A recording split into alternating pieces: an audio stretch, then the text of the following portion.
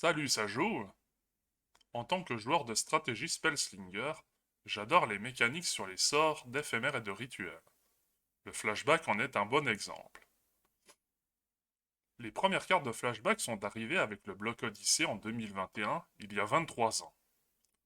Depuis, cette mécanique est revenue 3 fois dans des éditions standards et quelques apparitions ici et là comme les extensions Horizon du Moderne ou dans des cartes exclusives au préconstruit Commander.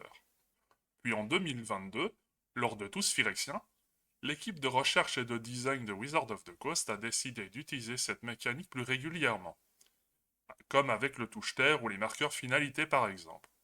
Si le flashback revient aussi souvent et a fini par être utilisé plus régulièrement, c'est qu'il s'agit d'une mécanique que les joueurs adorent dans Magic, et qui touche à un élément important du gameplay, la rejouabilité. Rejouer nos cartes est très apprécié, même en commander multijoueur. C'est même assez important si on veut tenir face à plusieurs adversaires. Donc voici quelques cartes ayant le flashback qui me semblent intéressantes à jouer dans des decks de commander multijoueur. Pour commencer, nous avons Jugement Divin qui se joue pour 4 mana et ce flashback pour 7. Force chaque joueur à choisir une créature qu'il contrôle et détruire le reste. Cette carte de grand nettoyage est très appréciée dans les jeux dits Voltron, qui s'amusent à faire grossir une créature en particulier, généralement le commandant, pour pouvoir garder notre gros bad boy tout en éliminant le gros des forces des adversaires est plutôt bien apprécié, surtout si on peut réutiliser la carte ultérieurement. Mais une fois la table nettoyée, la réappropriation de Sévin nous permet de retourner depuis le cimetière un permanent de valeur de 3 mana ou moins, voire 2 fois si la réappropriation de Sévin est lancée depuis le cimetière. Pillage sans foi et restauration fidèle font piocher 2 cartes, puis nous défaussent de 2 cartes. Ce ne sont pas de très bons sorts de pioche, car on perd une carte dans l'équation. Sauf si on lance la carte pour leur coup de flashback. On a juste le droit de sculpter notre main de 2 cartes. Mais ces 2 cartes sont très intéressantes si on cherche à creuser notre deck afin de trouver des cartes spécifiques, ou de garnir notre cimetière rapidement. D'ailleurs, l'instinct du tracker et les tapotements à la fenêtre nous permettent d'ajouter une créature sur les 3-4 cartes du dessus de notre deck, et de mettre le reste au cimetière. Torsion de rêve est simple et efficace, le joueur ciblé se meule de 3 cartes pour 1 ou 2 mana, pratique pour les jeux meules ou si on veut remplir notre cimetière. D'ailleurs pour ça, il y a une carte que j'adore, le regard fantasmagorique, 1 mana et 2 en flashback, le tout sur un éphémère, nous permet de surveiller 3. Parfait pour filtrer notre prochaine pioche en lançant la carte à notre entretien.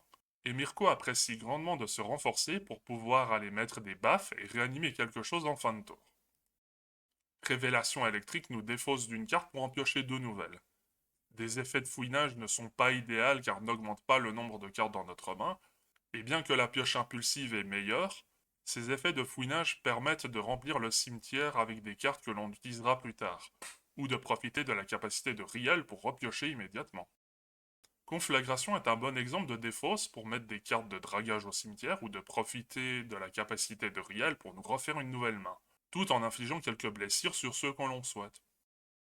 Puis il y a pour les ancêtres, qui permet d'ajouter autant de cartes d'un type de créature choisi au préalable, parmi les 6 cartes du dessus de notre deck, et ce à vitesse éphémère, pour 3 mana ou 4 en flashback, et de mettre le reste en dessous. Purification de la temple et réduction de la concession sont 2 cartes identiques, bien que de couleurs différentes, coûtant 1 mana de base ou en flashback. Ces éphémères peuvent exiler une carte d'un cimetière. Retrouvaille pourrie peut le faire aussi, mais avec un flashback de 2 mana, mais qui crée également un jeton zombie ayant la décomposition, qui empêche ce zombie de bloquer, et de le forcer à se sacrifier à la fin du combat si on attaque avec. De quoi ravir les jeux sacrifices ou aristocrates. Pour les jeux qui veulent jouer jetons, que ce soit pour grossir les rangs ou les sacrifier, il y a les âmes persistantes, qui nous créent 2 jetons esprit avec le vol.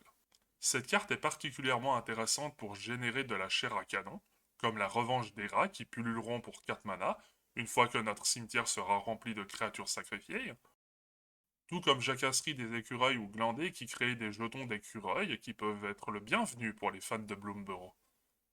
Et si vous êtes encore affamé, vous avez accès à un jeton 3-1 avec le piétinement, le lien de vie et la célérité pour 2 puis 3 mana. La perspicacité de l'éviscératrice se fera un plaisir de sacrifier ses jetons pour nous faire piocher 2 nouvelles cartes, tandis que le retour de l'effroi fera revenir une plus grosse menace en échange de 3 autres créatures, et ça sans dépenser de mana additionnel. Les jeux Spellseeker ou autres stratégies aimant les éphémères et les rituels peuvent se ravir de l'analyse en profondeur pour piocher 2 cartes, avec un flashback moins cher mais monnayant 3 points de vie. Réfléchir à 2 fois est une carte simple de cantrip, jouable 2 fois, bien que je le trouve plutôt cher, et finit très souvent à ne pas survivre au cut lors de la création de mes decks.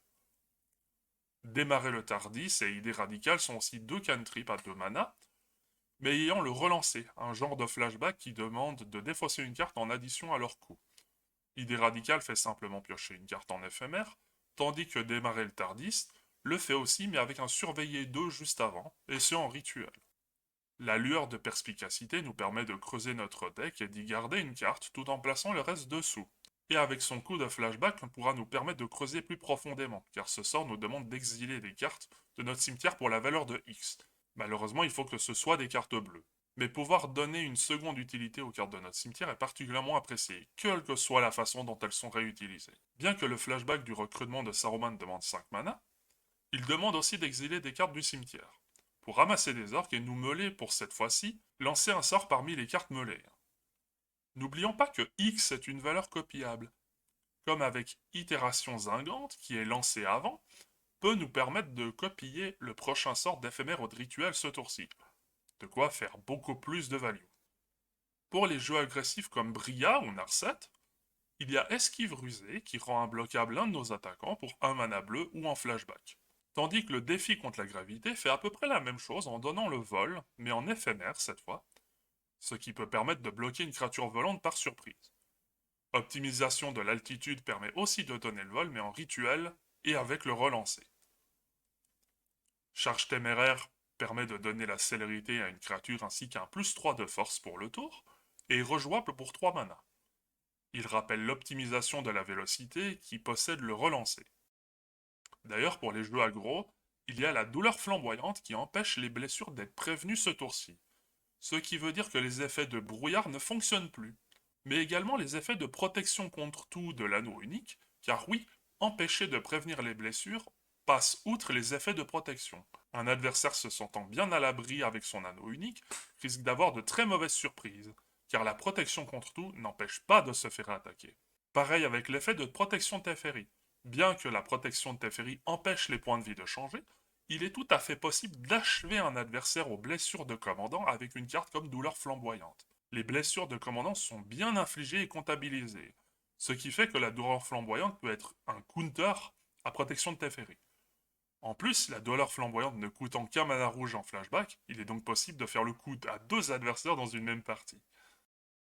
Pour finir avec l'aggro, Feu de tout bois est une carte que j'adore utiliser dans mes decks, où je peux faire des phases de combat supplémentaires. Comme l'amiral Brass se trigger au début de la phase de combat, il est bienvenu de pouvoir le faire pour 4 mana ou que 3 en flashback, bien qu'une seule créature ne soit dégagée.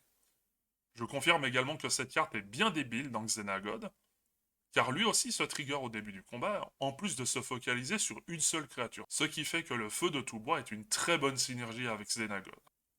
Et comment vous parler de cartes ayant le flashback sans vous parler de Passé Enflammé qui donne le flashback à toutes nos cartes d'éphémères et de rituels présentes dans notre cimetière à sa résolution. Une carte très puissante dans les jeux basés éphémères et rituels, bien que demandant 4 ou 5 mana, ces jeux ont la possibilité de réduire les tout coups, donc ça passe. Il y a également ces 2 cycles de cartes ayant le flashback. Le cycle des grandissantes qui en font un effet ou une valeur doublée lorsque la carte est lancée depuis le cimetière, comme Dévotion grandissante qui fait 5 ou 10 jetons 1-1. Notez qu'il faut bien que ces cartes soient lancées depuis le cimetière et non avec leur coup de flashback. Ce qui veut dire que pour 5 mana, Ambition grandissante va nous chercher 2 cartes dans notre deck si on la joue pour ces 5 mana via la capacité de caisse Archimage insoumise, qui nous permet de lancer un sort d'éphémère ou de rituel depuis notre cimetière, et ce, une fois durant notre tour. Notez qu'Embraser l'avenir fonctionne de la même façon, mais ne fait pas partie intégrante du cycle. Embraser l'avenir exile les 3 cartes du dessus de notre deck, et nous permet de les jouer jusqu'à la fin de notre prochain tour. Et si l'embrasement de l'avenir a été lancé depuis le cimetière, on peut lancer ces cartes sans payer leur coût de mana. D'ailleurs, il faut que je vous parle de la confusion grandissante. Pour X c'est un bleu, et le flashback de X c'est un bleu, confusion grandissante force le joueur ciblé à se mêler de X cartes, voire 2 fois X si la confusion grandissante est lancée depuis le cimetière. Mais n'oubliez pas que X peut être 0, ce qui fait que confusion grandissante est lancée pour un mana bleu et ne fait rien, si ce n'est trigger nos effets de prouesse octroyés par Bria, ou des effets comme Gobelin des rues. Puis pour un mana bleu, de recommencer, ce qui fait 2 événements de trigger pour 2 mana bleus en une seule carte. Ou pour 2 mana bleus, Stellali et Eris voient leurs effets se trigger lors de notre deuxième sort du tour. Et pour conclure cette vidéo, il y a également le cycle des visions, qui était trouvable dans les boosters d'extension d'Innistrad Chasse de Minuit. C'est un cycle de 5 rituels entre 3 et 5 mana, ayant le flashback pour 8 mana génériques et 2 de leur couleur. Mais avec la particularité de réduire le coût de flashback d'un montant égal à la valeur de mana de notre commandant, que l'on possède aussi bien sur le champ de bataille que dans la zone de commandement.